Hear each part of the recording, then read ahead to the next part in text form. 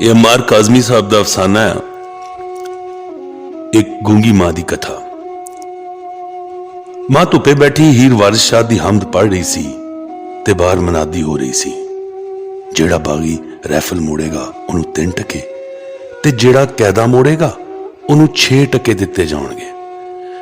ओदा 5 साल दा पुत्र जेड़ा बाहर खेडन गया सी, ऐलान सुन के नसिया भजिया घर आया ते मां दी झोली विच पिया कैदा चुक के 6 टके वट लिया। मां हीर पढ़नी बंद करके चुप हो गई। वो 7 वरे चुप रही।